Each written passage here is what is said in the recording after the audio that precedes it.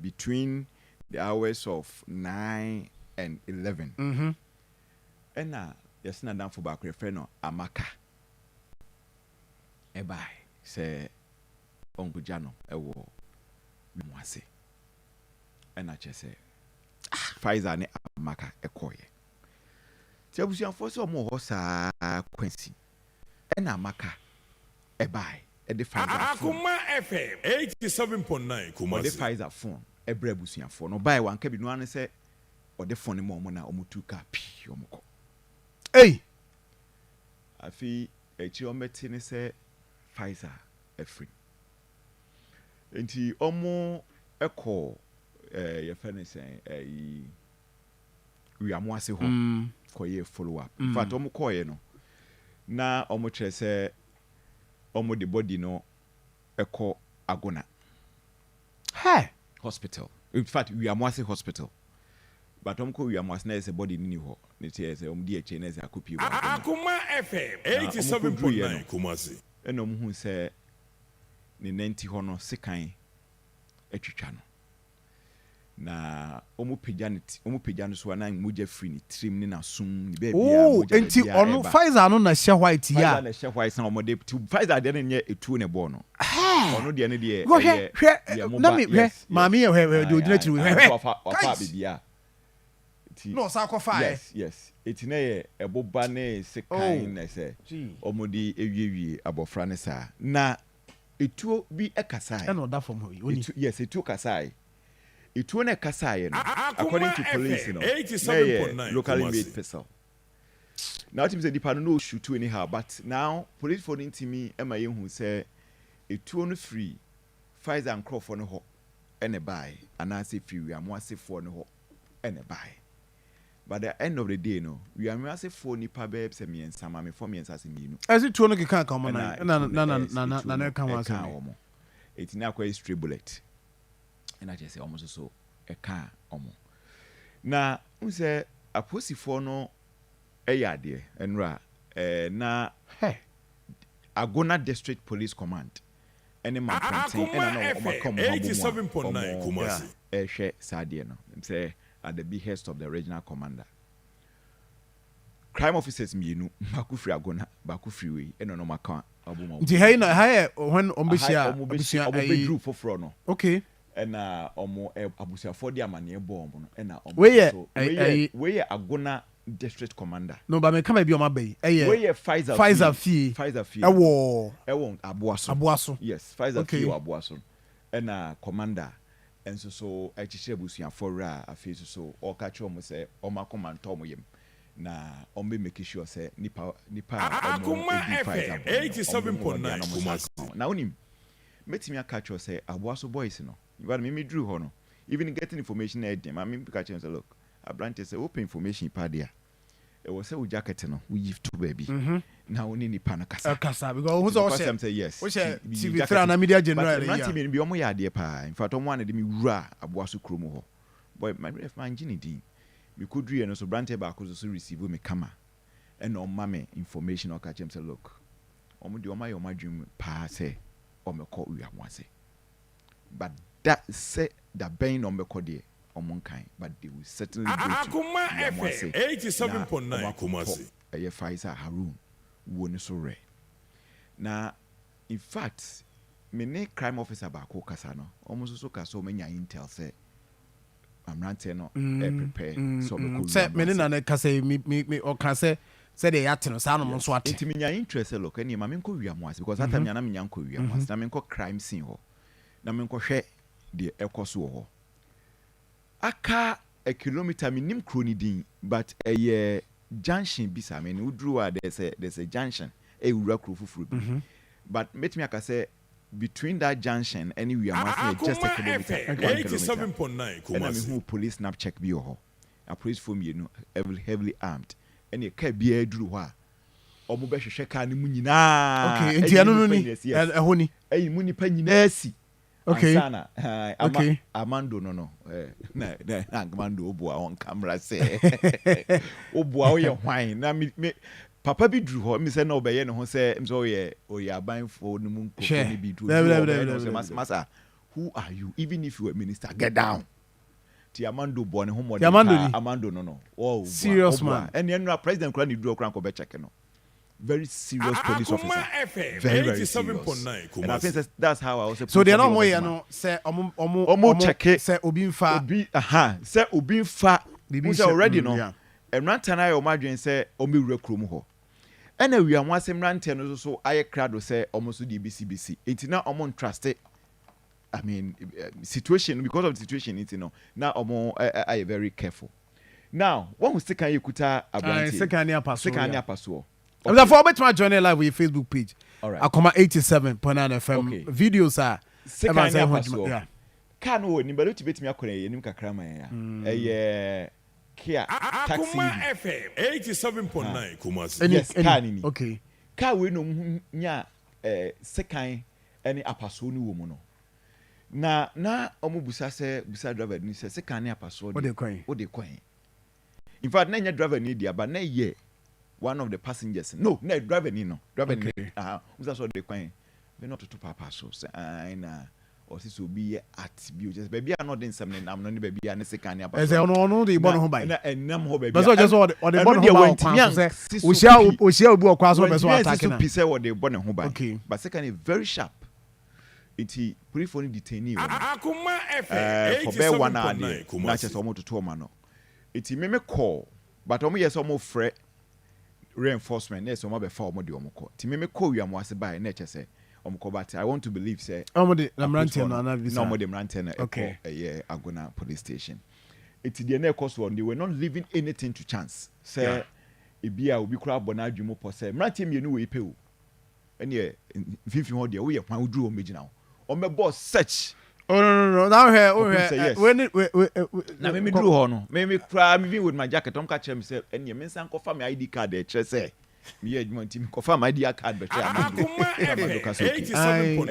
Oh ye na adwuma yi. Eti from there na me wura krom ho. Na me wura Wiamoase ho no. Ade ba akwa me hu ye ne say obi anya ready so no be kasa. In fact, then yeah, this is Wiamoase. This is Wiamoase. Oh, you see, I didn't am to me and some training. So okay, and you call him. Timmy Drew Station, Horn, and maybe baby, I didn't ankasa see it. And yeah, Obiani, aha. Nobody was ready to tell you, say, Bia, if you and I say, Timmy Comenim Kakramiko, Ababa Wabako, no, so. Or no dear or te say ABC or cemetery or it baby me and son and to come see Akoma FM 87.9 there's this bank rural bank bi ho what rural bank ne kakra junction bi ho tokro bi mo ho e ho bakusi ho em say ho na hyase enti omo hwie no cemetery ho and say the rural bank they be confirm to rural bank there's this it is cemetery ho ni cemetery ho no so baako so ntokwa no so ba akoso so ekoso ti hanom ko si abaya ya no then after the cemetery enom sa be wie ntokwa no ewo eye station ho ansana just the BCC nti baby ana branch no ne ye bo no ifi no ewo station ho area Akoma FM 87.9 Kumasi or the free it is some media Pfizer Akoma FM 87.9 Kumasi yes say we free of course ana ebusuafo in fact ebusuafo ne de nipa ba akọ mo de so bo obo ne pa mo chesa police for hwe omoma no e ya maka no ko me so mo hu die sie any na ba ma maka yes or the phone ma according to Kuflu Ibrahim ono na oye amaka papa ketwa sorry oye Harun and Pfizer Harun papa ketwa ti ono na akọ spokesperson for the family na ono so in fact a police for the buy na or narrative story no Akoma FM 87.9 but on the side you ward or branch chairman NDC abuaso but this video that video we police for find out what does police for any video we analyze here in fact me free me bibia me free abuaso a me be Kumasi and Miaminia Hafiz. Okay. City. Channel 1. Yeah, Channel 1. A Sunday videos. That time I be drew bookroom. Me and me Romeka. And Hafiz. A Sunday videos no. A mame. already no my mama no run down near my FM, so 87.9 compare no have you don't compare no send videos no mama na just any ensem no ehia ha ehia because we hwe ahofama na we ya ene ekwan ofa so omo fa so ko kromu ho ene ne mana na esem because na tete sem so oba bi nti oba bi afrim na nti na makọ kromu ho timni a picture na am so okay ene lady no young lady 23 years rich love yes poku aye boa oni asemo oh nti nti like so abrantia na nkasa no wo hwe video no is it that na onu odwane akofia na wo odwane two things entokwa ne mu ye den no odwane afrifie ho eho ha faisa de ofri aboa so ne call Wiamoase o yes aha eti ba bia no mo no mimi hu ne say that time na amaka no ne other guys no afri ho it's na akoko no nko a look at it yes it's na akoko no nko a enom say well ene ye se wo nko a na aka wo de ene agie ha ejisa no de ne koyeye wow at this point to cry no shebe bia we no cry no ayemre and young man here o she top black so no so de atire ono no de free to chrome on di na tia afi mai ye radio obi bo radio obi ba no maso mirika mu a de na aduane sini na so wa nwane anya ho no woko no na aduane no okita no na radio yankofo asem na reho but o share video na so me sure so omo anticipate say abranche no be free yes nti obi ade no oye bia no before say abranche no be free nti you cannot blame them say oh na arehosem asina see but I'm saying that the esi akire no and no be arehosem but dey ekoso ide na ehu de mom nti obi a we wafa ne ba we no we na mranche na nkasa no omo ankasa na sa we say no a oye bema na bema o so bema earlier na me dwen say oba de no okuta de no but ade no okuta na nye too sure say bo ana say dey but odhwa odi hwiri tiri mu no look at all the shit team na Branton bonity say our head here na ekoto baby no safa fire Akoma FM 87.9 that is that